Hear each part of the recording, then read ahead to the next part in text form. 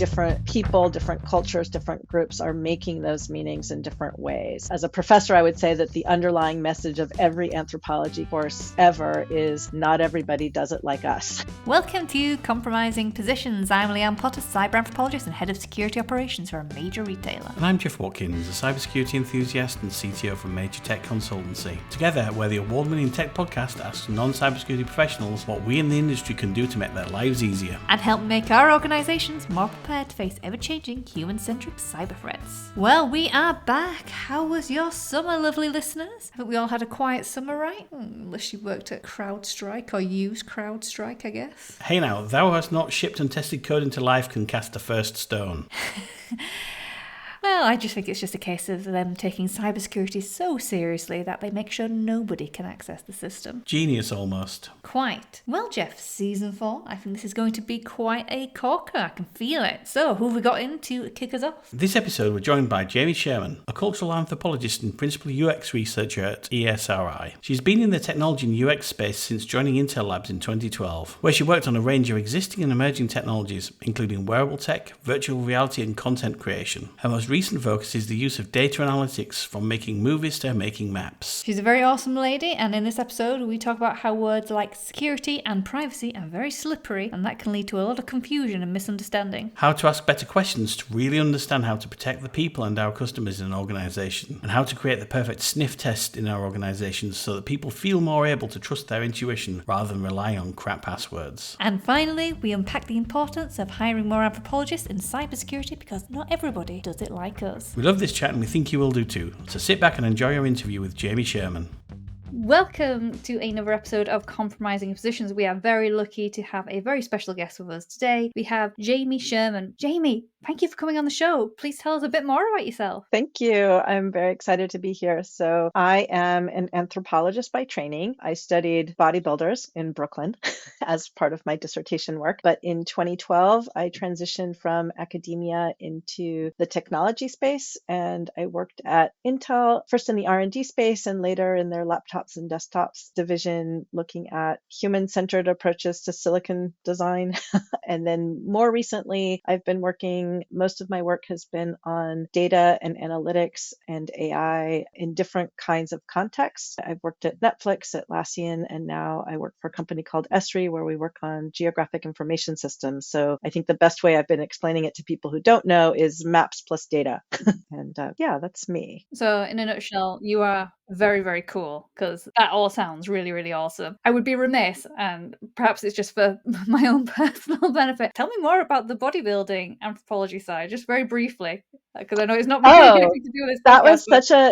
That was such a fun study in many ways. So actually, I started before I began graduate school in anthropology. I had a friend who was working out at a gym that was very close to where I was living. And she's like, you should come. And so I went, and I went, wow, this is like a whole world of this basement bodybuilding gym in Brooklyn, New York. And then I was like, but I'm not doing this. I'm going to grad school. I'm going to be a professor. I'm doing all this stuff. And then when I was in graduate school, the project that I had planned to do ended up not being practical for a variety of reasons. And I was trying to figure out what I should do. And I was talking to my advisor, and I was like, well, there's these bodybuilders. And I always thought, what a crazy world that is. And she's like, you should do that. And so I ended up doing an ethnography, really thinking about the relationship between the kind of practice of building muscle and these contexts of race and gender, and how those were playing out, and how those were playing out in very playful ways in the interactions between people at the gym. So the ways they would talk about what a real gym is, what real muscles are, what fake muscles are, and what those personal practices that we do every day have to do with these bigger ideas about the society that we live in. And so that was that relationship between practice and structure, to sound really hopelessly academic. I think that is a very, very cool anthropological study. And the reason why is, so when I was growing up very young as a kid, my first books, because my dad was very much into bodybuilding, was, I still got it, first edition of Pumping Iron. Oh, wonderful. So growing up, I was obsessed with Pumping Iron. I am obsessed with Arnold Schwarzenegger and things like that. So just hearing that, I was just like, oh, it's so cool. Because I love the dream about Pumping Iron was that the culture behind it was so fascinating, which obviously brought bodybuilding into the mainstream. So that sounds really interesting what you were studying. I'd love to go on a tangent, but I better not. But it sounds very, very cool. But what I will ask you is, I'm sure our listeners might not know, I have an anthropological background myself, but I haven't actually gone into it on any of the episodes in the podcast of like, what is anthropology? So you mentioned, obviously, you're an anthropologist. If you could go into detail what that is, but also can you talk about what ethnography is as well? Yes. So anthropologists historically, as a cultural anthropologist, I should say, and it will differ depending on if you're in the UK or in Europe or in the United States, there are cultural differences in the way that anthropology as a field has played out. But I am a cultural anthropologist, meaning that I really look at how people make meaning of their lives and how those meanings are related again to the things that shape that. And so if that sounds complicated, then we have a very bad reputation for making everything complicated. But Right. so the usual answer is, well, it's complicated. But for me, what I think has always been really fascinating is that relationship between you could even go back further and say sort of free will and destiny, if you like. So the things that shape who we are from the outside, but then also the kinds of initiative and the things that we do that within that have a lot of creativity. So I really always enjoy the ways, for example, that people take tools and softwares that are meant for one thing and then reapply them to something entirely different. And I think anthropology is usually that understanding of how that happens and how different people, different cultures, different groups are making those meanings in different ways. And I would say that as a professor, I would say that the underlying message of every anthropology course ever is not everybody does it like us. Right. I think that's a perfect summation of the discipline. Thank you. And the method that we use that might be is ethnography. And ethnography in anthropology is defined as something we call participation observation. So it is a combination of participating, just like what it sounds, participating in that group, in that culture, living with people, the traditional kind of going and living within a community to experience that, but then also observing it. So you're always straddling that inside, outside, in between.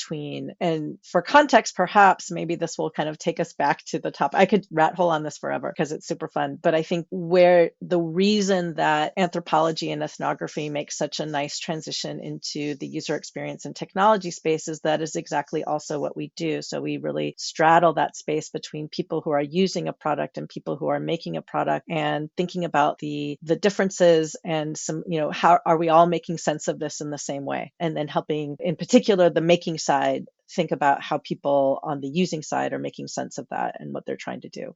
Absolutely. Well, I always say to people, if you can't hire an anthropologist, speak to the user research and user experience team. If you have to make a trade-off there, but you're straddling the best of both worlds, and you lovely segued into my next question, which was going to be anthropology to UX makes really nice bedfellows. So tell me, in your experience, how your anthropology has helped you be a better UX person. So as I was saying, really thinking about what I do as translation, as making, I've been using the term legibility quite a bit. And by legibility, what I mean is helping people on the development team side, on the company side, see and recognize and understand what we're hearing from users and in ways that they can then use, right? So there's ethnography is often about understanding the community and how they make sense of the world. But what I think is really important is that translation piece and making that understandable and usable for the product side. I think in some ways, actually, ethnography and anthropology are not always a good fit for product and product design, or rather it can be an uncomfortable fit in that, so where we went back to before, where I was saying that anthropologists have a reputation for making everything sound complicated, and it is very difficult to design for complicated. If you talk to a designer, they're like, I can't design for that. That is too nuanced. And I can't design and for complex. Everyone as well.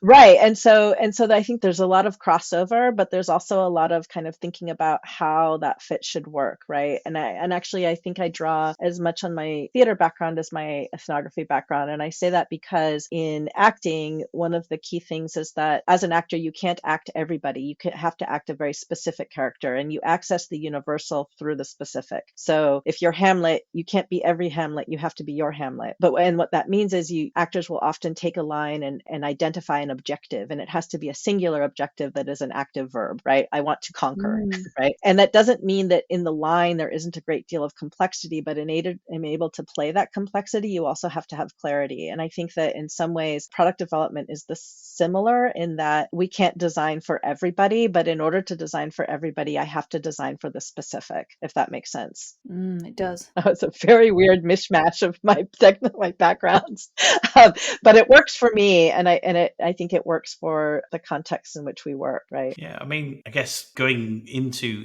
tech and into UX from your background, you've taken a lot of your learnings and into that, but obviously you worked at some really big names, people like Netflix, Atlassian, Intel. And I guess you'll have at some point interacted with cybersecurity teams there. And one thing that I think is leveled at cybersecurity teams quite often is, in general, is that they don't take a lot of time to understand their users or to understand the impact of what they're doing. I mean, what have been your personal impressions of cybersecurity teams in the organizations you worked in? So I have not had a lot of projects that were focused on cybersecurity, but security and privacy together, I would say. And actually as I was preparing for today, I'm like, wait, what is the difference between security and privacy? Because they're not necessarily the same thing. These get conflated in organizations, yeah. I think it often is. And we tend to say, oh yeah, privacy and security as if they were a package. And I do not think that they are. So I think that my experience with cybersecurity teams and cybersecurity as a topic is in some ways very much in line with other topics, in that on the inside, coming from the technical side, coming from the system side, coming from the industry side, we have very specific things that we mean and specific things that we are concerned about. The question is always, what does that mean from the user side, from the side of the people that we are talking to? And in general, words are slippery, right? We understand them from within the context of our own lives. So when I say privacy, you might nod and say, yeah, privacy, got it, or security, and you say security, and I'm like, yeah, security, totally, got it. And we might have this whole entire conversation and in fact work together for years, and then suddenly we realized that we meant entirely different things, and we had very different assumptions about what that was and how it works and what it should mean. And so I think that cybersecurity teams tend to, in my experience, think about cybersecurity from the perspective of the organization, from the side of the company and what that means to them, and from the side of the industry and what that means within the technology industry. And that is not always necessarily what users who may or may not have that kind of technical background, and even if they do, it might mean something very different when you're on the user side. Something you mentioned really struck a chord with me, because somebody mentioned in a talk recently, and unfortunately I forget who it was, about the fact that in cybersecurity, privacy actually usually means like confidentialities, and we're not going to lose your data. But then somebody mentioned from a more humanities angle that privacy, and I'd love to hear your thoughts on this, is more about kind of the right to self-determinism around your data and how it's being used, or your information. And I think people, because there's kind of these two different meanings in the two sides of the fence, that it doesn't really get talked about very much, and people confuse them. Yeah, and right, and that's exactly what I mean about that slipperiness of language. And so you and I will talk about and say, hey, privacy is important, right? And I might say, yeah, privacy is really important. Are we talking about the same thing?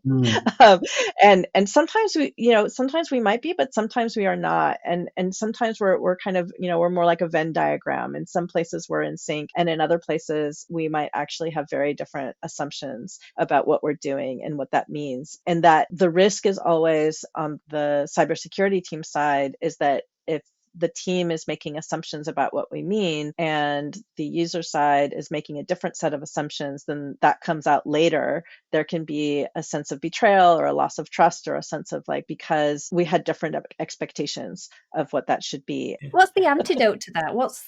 What should we in cyber be doing to kind of tackle that miscommunication? I mean, obviously as an anthropologist, you spend a lot of time listening to what's being said and also observing what's not being said and trying to dig into the deeper meaning as well. What kind of skills could someone working in cyber kind of pick up from an anthropologist to understand actually what might be being understood or interpreted or said is not actually what's going on? How do we create an environment where we can learn more about the other and have that open dialogue? So my flippant answer, which is kind of serious and flippant at the same time, is more anthropologists. Hire more anthropologists. That's my mantra all the time, Jamie. That is my mantra all the time. So go for it. I'm happy to have my mantra confirmed. But I think so more seriously, I think that there are tricks of the trade that come from anthropology that we can apply. So I think the most basic thing is that I think oftentimes when we are trained as technologists, as engineers, we are trained to be solutionists. We are trained to solve. And oftentimes I find that people I work with have a hard time asking questions, that it actually becomes, I have these prioritization sessions that I think are really about question asking trainings. Let's ask more questions. It's okay not to know, and being willing not to know. And so when we teach methodology in anthropology, one of the things that we also teach is turning our assumptions into questions. So if you said cybersecurity is the safekeeping of data, then you might take that and say, is cybersecurity the safekeeping of data? What is it, right? And kind of going backwards again to my own work, when I was doing the work in the bodybuilding gym, one of the things that I was thinking about was race and gender. And so what is race, right? In the United States, we think we know. We assume that we know. We are constantly assuming that we also know what those things are, what those things mean, how they articulate. And when I was in the gym, though, there were many, many times in which I'm like, I have no idea what people's races are. It's not nearly as obvious as we like to think it is in many ways, right? So using that same kind of approach, kind of thinking about cybersecurity, I think asking the question, what is security? Asking the people that you work with, what is it? What is it to you? What does that mean? And I think it's often really quite an intangible thing, cybersecurity. First of all, it probably mostly should be invisible because it's not a primary user goal. You don't go, I'm going to log on to my banking app. No, I want to make a payment or do some. I have a user goal that is a primary user goal. It's secondary. I mean, obviously, without it, there's no trust there. We do need it. We need enough to sort of build that trust. So what are your thoughts on that tension between usability and security in modern systems? I think there is a definite tension, right? And I can even speak, and there's even a definite tension, I would say even within myself, for example, and I'll just use myself. So oftentimes security requires all of these complex passwords. And I think this is a fairly common conversation right now. And so because of all the password requirements, many of us have either resorted to password managers or resorted to some kind of like use the same password across everything, which of course is not a very good cyber secure practice, or coming up with some kind of idiosyncratic system because I can't remember all of those passwords. And if I try to sign into something that I haven't been in for a while, then it's a mess. And it's sort of like, so there's becomes these sorts of tensions between my ability to actually practice security in the way that it is implemented and the ways that the actual practice in everyday life undermines the objectives that the company had in creating all of these rules and regulations. And so thinking about that is an interesting place to be. Yeah, because Right. it's kind of, I always feel like we're almost, us in cybersecurity, are setting people up to fail. Because there's a study recently from KnowBe4, and they said that cybersecurity professionals, up to 50% of cybersecurity professionals, engage in insecure behaviors. Now, I imagine insecure behaviors is things like rubbish passwords and clicking on things they probably shouldn't, and things like that. I reckon that number is probably a lot higher. If we're being quite honest, I reckon it's just the same as anyone else, because, like you say, that password thing is a huge cognitive load, and it's almost nowadays, because of all the accounts we need to have and the complexity passwords need to be, it's almost impossible for people to actually be secure. And so, yeah, what happens when we set people up to fail in that way? It's not exactly fair. And then I think that causes a lot of tension between what we'd like people to do, but what people physically able to do. And which is why getting yourself on, who's the user experience, to me that's a bad user experience if we already know people are not going to be able to complete this task to the gold standard, as it were. I think that was actually part of my master's thesis, was actually looking at the whole idea around password management and password complexity, and the fact that it causes coping mechanisms. And it goes back to one of our first recordings with Christian Hunt, when he's talking about when you're coming up with rules, one of them is they have to be manageable. And in there, it's like not just manageable as in it's convenient, as in some cases it might actually not be possible to comply, and from a cognitive load point of view, having unique passwords for everything is not unless you use a password manager, it's just simply not practical. And I found that actually nowadays writing your passwords down is actually safer than reusing them, far safer, which goes against the received wisdom from maybe 20 or 30 years on password management. So yes, with your UX and maybe anthropological hat on, what can we do to make security visible to the user in a kind of usable way? So, I mean, in some ways, I kind of want to turn it back to you and say, well, what does that actually mean? What do you want to be, what should be visible? I can make some analogies or some assumptions about what I think that means. I think it is absolutely an ongoing challenge. It reminds me of the kinds of the unseen aspects of our existence, right? So if you think about, there was a speaker at Intel many years ago when I was there they were talking about biomes, and I don't, if I shared this story with you before, please forgive me. What they were talking about is, that we have these biomes, these sort of molecules and creatures actually that live on our skin and create them, and they have a lot to do with people today talk a lot about gut health, but on your skin there are also lots of different organisms. But we also leave these organisms, and if you and I were to have physical contact, those organisms become more alike, and so it is this entire ecosystem that we do not see, but that is with us at all times. And the people that were sharing this work were talking about having swabbed the seats of the auditoriums in the universities where they worked, and you could kind of see all of these some of them very senior folks at Intel kind of squirming in their seats going, ugh. And then, we were all leaving these sort of trails of biome behind us as we move through the world. And I think at that time, I remember thinking, oh, it's kind of like data, right? We are, as we move through the world, leaving these trails of data that we do not see and do not feel and do not sense and do not smell, and yet they are with us. We are constantly leaving this sort of snail trail of data. I know, I'm sorry. No, I really love it. It's great. But so how visible should it be? Like, do I have to actually, in some ways, I think as a user, I would like it to not be visible and simply be in some way secure. And so when should it be visible? When does it need to be visible? And maybe it should only be visible sometimes. I think the example that just jumped to my head there is when some sites and apps, they check to see if your password's been pwned. If you have left effectively your snail trail of password reuse across the internet, going, this password's and Google, I think, do this. They check with the hashes and check if it's been reused. I think that's a great example. Thanks for your biomes. That just made it jump to my mind, slightly stomach turning way. But actually showing people like you're actually doing something right now that's actually probably not good for you, and you maybe should consider doing something else. I think that's a really good example. Yeah, but also thinking about when should it not be visible? I mean, because often, again, that cognitive load thing, if it's constantly visible, it's just exhausting. We as humans do not have the capacity to maintain so much awareness all the time. We actually function by packaging information. That is part of why biases are so hard to overcome, because they're actually sort of packaged information, right? They're not something that I consciously go out and say, oh, dogs are man's best friend. It's sort of an assumption that I make based on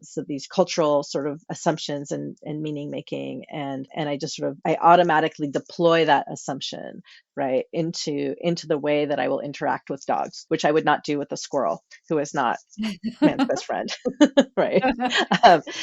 So I think that thinking about, in some ways, from the cybersecurity angle, thinking about when does it need to be visible and when can it fade to the background? When should it be something that I don't have to think about it, and when should it erupt into my sort of conscious presence, if that makes sense? Yeah, I think it's definitely a conversation. If you were a cybersecurity team thinking after listening to this episode, how do I apply it? It's start thinking about, it really is that delineation, and like how much do you care about people knowing, how the sausage is made, and how much do you care about people just doing the right thing? And it's just kind of crossing that barrier. And can people do the right things on minimum viable piece of information? Because like you say, that cognitive overload, and we've mentioned that a few times now, it's just too great. And you've got other tasks to do. As someone working in an organization, your day-to-day shouldn't be absolutely consumed with, am I doing the right thing from a security perspective? It'd be nice if it was, but that would be quite an unfair ask of you to do, since that probably your role is probably to make more money for us. And as someone who works in cyber, what you do pays my wages really, rather than anything else. So I would rather you as a worker be enabled to do that kind of unimpeded. But I think it goes to the kind of question where security teams often design controls within their department that probably makes a lot of sense to them, but not to their users. So could asking the right questions from, and this is more going to your UX experience, be better for enabling security controls to be more led by users? And how would we go about that? So, I mean, we were talked a little bit about asking people what cybersecurity means to them.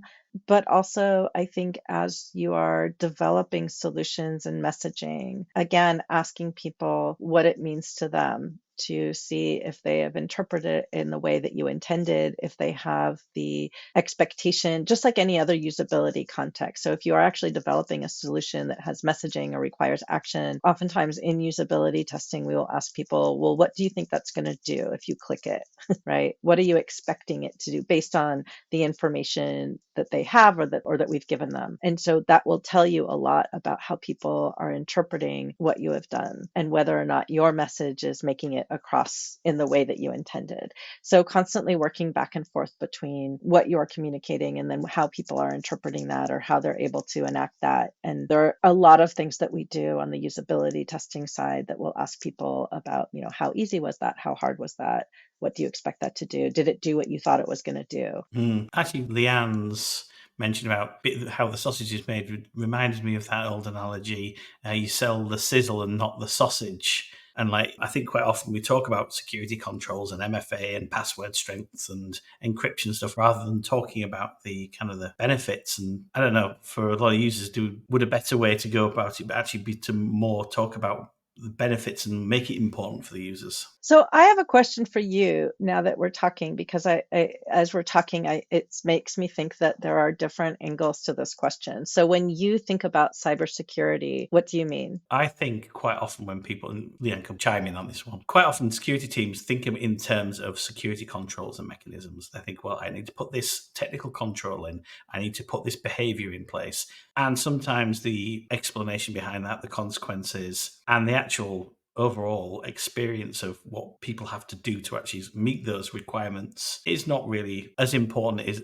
the actual security control itself. And quite often the whole thing that underlies all of this, organizations, they quite often care about being compliant and not being hacked, and probably not a lot else. And from my perspective, when you ask that question, what does cybersecurity mean to me? So as someone working in this industry, and the day job is that, but also as someone who lives in the world of cyber as well as an individual, as a civilian of cyber, who also has to protect their own stuff in their personal life. For me, cybersecurity, and this might be quite harsh, feels futile these days. It feels like an impossible task, because for all our efforts and initiatives, cybercrime is going up, and preventing attacks in some areas is getting easier. The tooling is fantastic at the moment, and it's doing a lot of heavy lifting for us. But because the tooling is doing so well for us, criminals are aiming for the other target, which is the human side of things. And that side, I think, which is practically the whole reason why this podcast exists, is really, really tough. And I think most of us, even people like myself with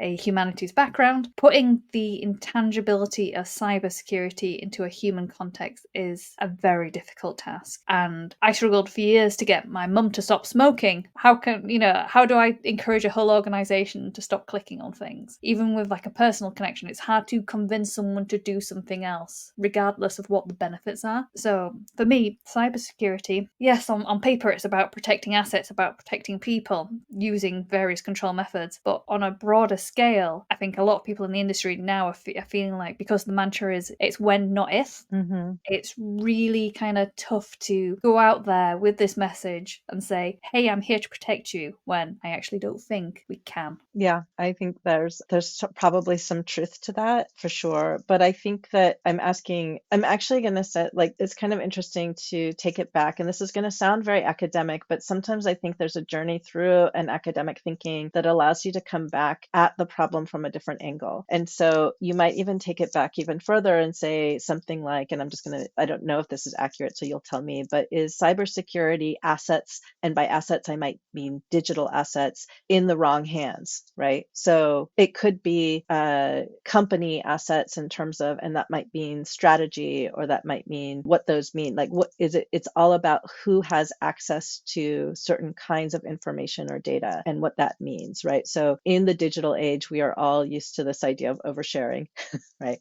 Yes, And absolutely. in fact, much of what we do is organized to have our systems know us, and therefore we are sharing our data in return for the system having a more accurate picture of who I am and offering me shoes that I like as opposed to shoes I don't like. And so there's these questions about what is the right hands versus the wrong hands. There's a famous sort of well-known, I believe it's Mary Douglas, who talks about dirt is matter out of place. So the sacred is what is not every day, right? The sacred is the opposite of the profane. The profane is the everyday. Sacred are the things that I wall off from the everyday.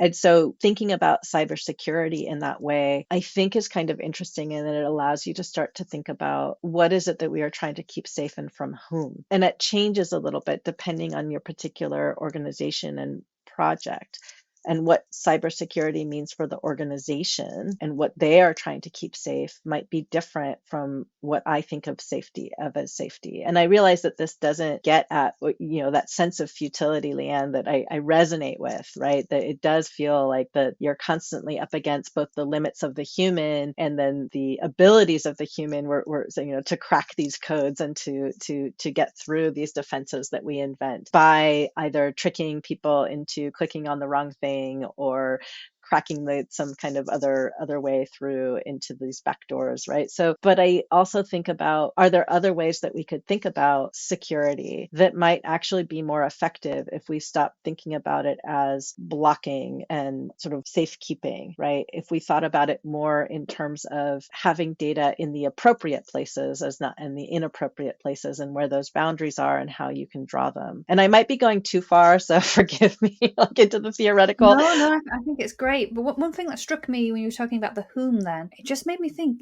I think you are right. I think the reason why there is friction in an organization is because of the whom. Now, if you think of the cyber criminals, most of the time, they very rarely get caught, and they're very intangible. You might picture someone in a hoodie doing something somewhere. You might think it's a nation state doing something somewhere, but very rarely you can sort of say, oh, that's the person, and point a finger, which is, it's very cathartic to point a finger at someone. However, when a cybersecurity control goes wrong in an organization, what you can point to, not saying that you should, what you can point to, and you can see a fully fleshed person, is your colleagues. And I think maybe that's why there's this kind of thing about, actually, I'm trying to protect the organization from people like you, as in your colleagues, your individuals, because it's easier for me to hook a identity onto someone I'm sat next to in an organization than it is maybe a lofty cyber criminal. I think cybercrime is one of the few crimes where it happens. You go to it'd be like if you were robbed, you go to the police and then the police arrest you for being robbed, which is almost perverse. Well, no, is perverse. But that's kind of where we're at, because most of them, the actual detection and then also conviction rates are so low as to be not worth reporting on, and especially when it comes to some of the more modern attacks, things like phishing attacks. There's phishing attacks and things like ransomware. There's almost no hope. And it is the people who take the brunt of it, which is also quite interesting. But I think I really enjoyed your point about, well, what are we trying to protect? And I think that does speak to thing where I've seen it done really well is people actually just going, well, there's a lot of stuff in an organization. Some of that is maybe manure that you give away for free. And some of it's gold. And some people try and protect everything, try and build a walled garden around the whole lot. And actually, you probably want to protect the gold more than the manure. Yeah. And I think that thinking about what is the thing that you're trying to protect, and then what is the part of that needs to travel and how, right? So part of the reason that this is such a challenge is that we do want data to travel. Data wants to be free, as we like to say, right? And can think of situations where I'm like, even within an organization, I'm like, I can't get access to this data, and it makes no sense at all that people are locking this down when I want it. It would help me get my job done, or it would help us get our job done. And so so, and then in that case, it seems like over anxiety about security, people sort of hoarding information. And I think that happens in relationship to not just within an organization, but also in relationship or to an organization and its customers. So it takes us back to some of that. What are other people's expectations? And I think that, again, sort of there's if you think about your relationships within cybersecurity, right, you have the internal relationship between the employees as guardians of the security of the organization's data information. You think of the relationship between the organization and, let's say you have consumers or customers who are end users, and their relationship and what they think of as the piece that needs to be secure. And then you have this relationship to the people who are the cyber criminals, who see their role as, whether it's liberating because they want to plaster some political message all over the internet, or whether it's for profit or what it is. But then there's yet another set of relationships, and what should that relationship be? And it's kind of an interesting question to think about. Can I change my relationship to the cyber criminals? Right now, it's an arms race, right? I'm building walls. They're trying to break them down. I'm building them. They're trying to break them down. And I don't know what this might mean, but what if I tried to, can I change that relationship? What would be a different relationship between me and cyber criminals that would change something? And I don't know what it is, but I'm asking if I can look at that relationship and say, can I shift it in some way? Is there a way that I can change the terms on which we're interrelated?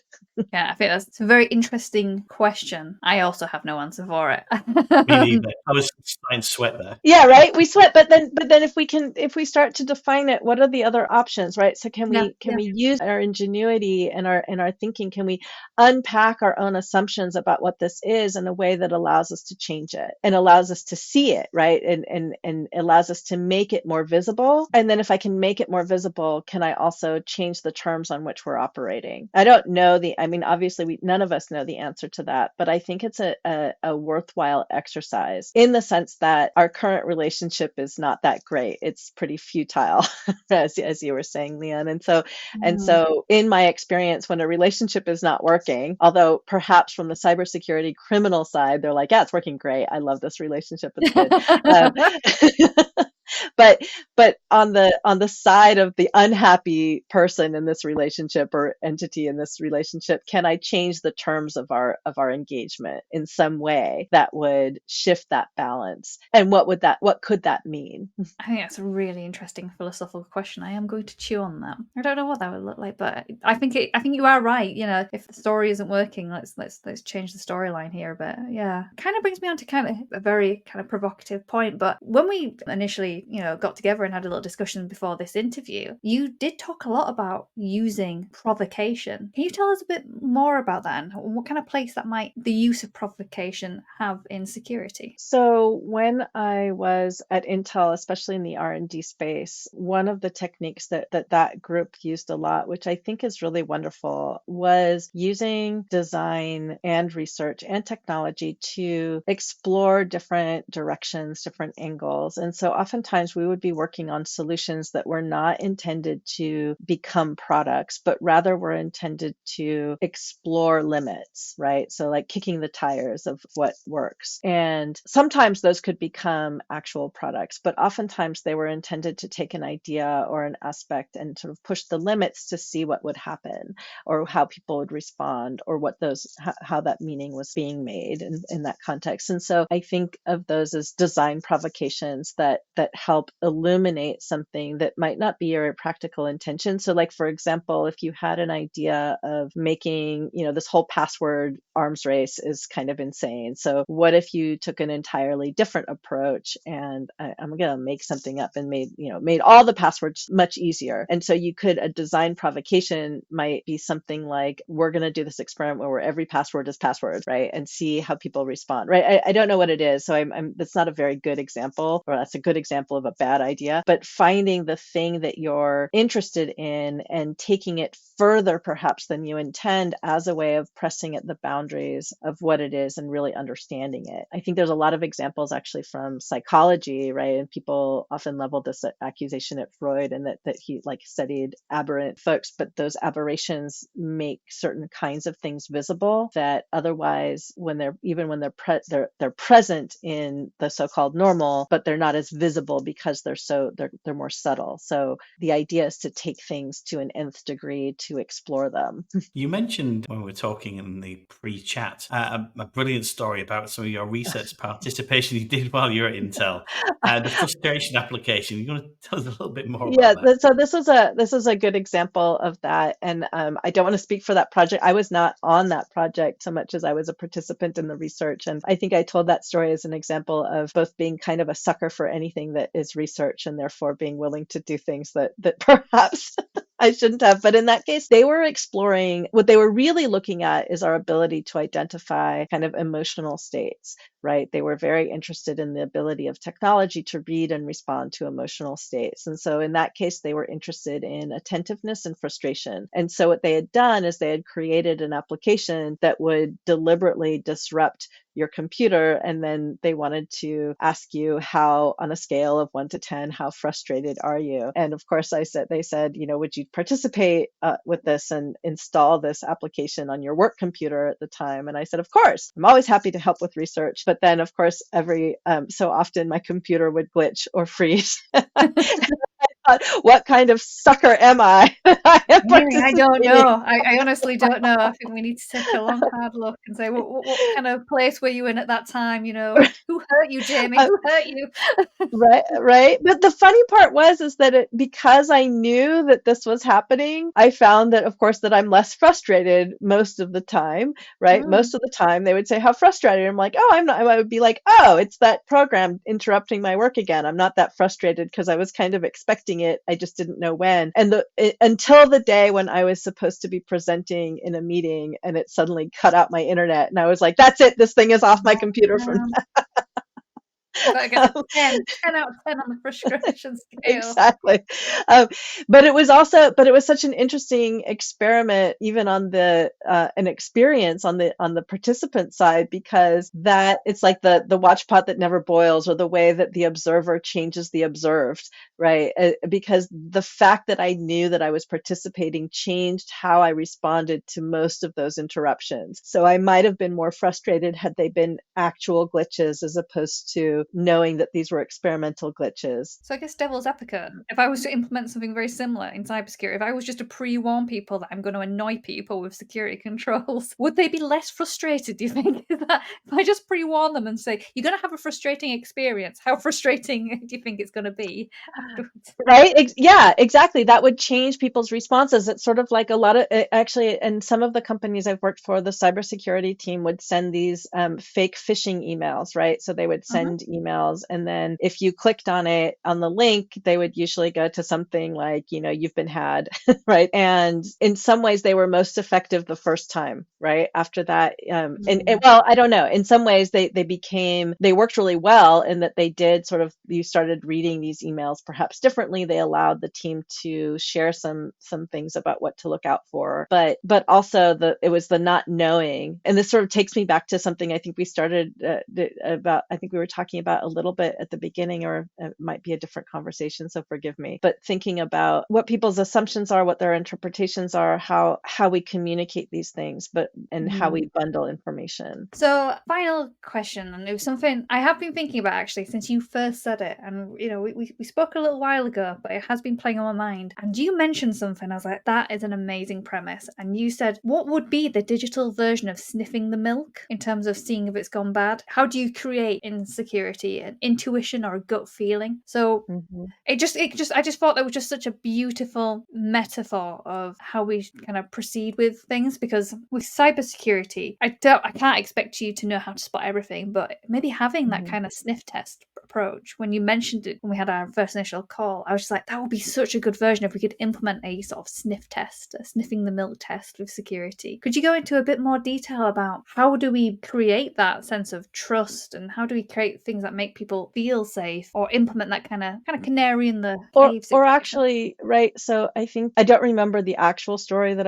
I made that comment in what context, but I can kind of go back. It was sort of sparking a couple of different things. One is a colleague or someone I met in my network who's pretty amazing. His name is Asif Baki, but he was talking about the idea that research, rather than thinking about research as generating insights, what if we thought about research as training intuition? And that goes back to that same idea that we mentioned earlier about humans bundle information. And if intuition is a precognitive or subcognitive deployment of information, right? So I am, again, going back to the dog. When I see the dog and I associate it with, oh, dogs are human friendly, and I am not thinking about it, I'm not making a conscious decision, but I am deploying that information as a kind of intuition that feels like it came from me personally, but also comes from a whole group of experiences and attitudes that I have picked up through my culture. And again, some people have had very different experiences and will treat a dog and approach a dog very differently based on both personal experiences and those cultural interpretations of what a dog is, right? And so what we're talking about is how do you then create a context in which people have an intuition about what is suspect in cyber in security terms? How do we deploy those kinds of signals so that I'm able to pick those up and say this smells funny? And actually, I do think that those fake phishing emails in some ways were kind of part of an effort to do that. If you think about it, right, that was intended to train my instincts about, that's an odd sort of email to get. And I actually have a good example. My daughter got caught up in what I think was a very scammy job offer. She's in college. She wanted to make money. This was a couple of years ago. And she happened, thankfully, to be home on vacation. She's like, I have to get check paper and print out these checks. And I was like, wait, what? And so it was one of those things where they hire you and we're going to send you money, and then you print out you send it on to someone else. It was something like that. But she did not have that intuition because she didn't have the context to interpret that as something not appropriate or kind of fishy. And so the more that you can give people those sort of embodied experience, and I say embodied in the sense of having encountered those types of situations, to help them develop their antennae, their intuition, their sense of this smells fishy. So in that way, that kind of role play, you can think of it as gaming, you can think of it as the fake phishing, all these ways that I can help people learn to identify something that doesn't feel right and help them feel wrong, if that makes sense. Yeah, I think it's interesting that cybercrime is one of the biggest transfers of wealth in human history, and it's such a huge risk to all of us. And so we don't really teach to remember the stranger danger PSAs and the eat both ways before you cross the road. Now, I believe one of your ex-colleagues, Leanne, is actually doing some great work in actually helping children get some awareness of protective cyber behavior and cybercrime, which I think is great. And I guess it is kind of should be a community effort. We do need to. Or you think about role play. I mean, I think it's underrated, right? I think role play and can be really, again, it gives you, it immerses you in a situation, and having those things that pop out at you and say, "Fooled you," or even, I could imagine even being on the other side, like running some kind of event internally in which people will divide into teams, and everybody's on a you're a cyber criminal, try to trick your coworkers into revealing X, right? I do think that those kinds of things might be, and it sounds sort of gamified, and I'm not actually a huge fan of gamifying everything, but I am a big fan of the ways that experiences enter into our intuition and I think in order to be effective, cybersecurity has to be something that we start to intuit. We have to, because if it's so long as it's conscious, we're still in that cognitive load arms race in which individual people simply cannot constantly be aware. We cannot constantly be thinking consciously about every single thing that we do. We're not capable of maintaining that and living our lives, but we are extremely adept at deploying our intuitions and our assumptions and our quote unquote, our guts, right? And saying, as a woman, having grown up as a woman in a city, there are streets that I'm like, doesn't feel right. And even actually as a man, for some men, that is harder to pick up on. They don't, they haven't had that experience. But as a woman, I'm like, definitely feels sketch. That feels sketch, not doing it. Yeah. So thinking about the ways that we train ourselves, and I don't think about it, I don't deploy it, I don't consciously go every time and say, how does the street look, right? But I will instantly pick up on something that feels wrong. How do we train people to have those intuitions? How do we give people the kinds of experiences that help them develop that sense of what doesn't seem right? Absolutely. And I think the solution to that is hire more anthropologists in the cybersecurity space. Absolutely. Jamie, this has been a fantastic conversation. I could literally have you here for hours, and it would be an absolute treat for me, and it definitely will be a treat for our audience, but conscious of time. Thank you so much for being such an amazing guest. If people want to find you, reach out and learn more about the work you're doing, how can they do that? You can find me on LinkedIn. I can share that information with you. I'm perfectly happy to do that. I will warn people that I've been posting job openings for people in the user experience space. I just sort of repost. So if you do friend me and it feels spammy to you, I apologize, but it seems to be helping people. It's a hard job market right now. But you can find me on LinkedIn is probably the easiest way. And it's just been such a pleasure. I've really enjoyed talking to you.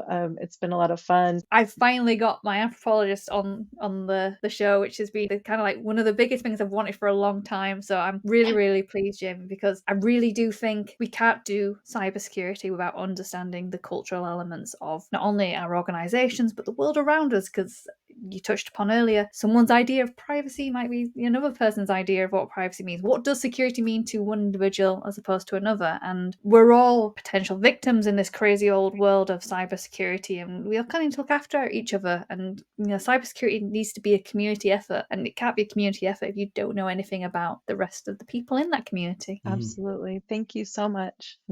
That's been super fun. You've certainly given me quite a few problem-stroke questions to sweat over that I don't think I'm able to answer as well. I loved So any subsequent sleepless nights, I'm blaming on you. I love fun games and weird research projects. So as I've already think I demonstrated through some of my stories. So if you decide to do one of these exercises that I've randomly proposed that you try out, let me know. Please do, listeners. I want to hear the results of that too, because if we don't share this stuff, then try things out. Someone could land on like the perfect way of doing cybersecurity. We'd never know. So yeah, listeners, do send us a message if you do try any of these things out. I would highly recommend giving it a go. But we also are not responsible for any outcomes or in cybersecurity risks. That's right. Thank you very much.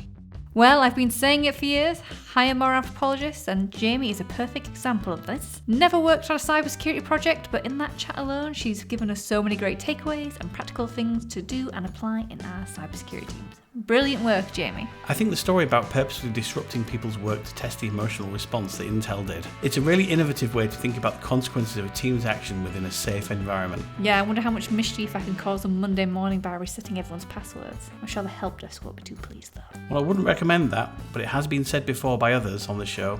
The best way to see what cybersecurity controls aren't working is to find out what's pissing people off most, because that's where the workarounds are. Links to everything Jamie discussed in this episode can be found in the show notes. And if you like the show, please do leave us a review and a share on LinkedIn or in your teams. It really helps us spread the word and get high quality guests like Jamie on in future episodes. We are glad to be back for season 4. We hope you enjoyed this episode. See you next time. Keep secure, and don't forget to ask yourself, am I the compromising position here?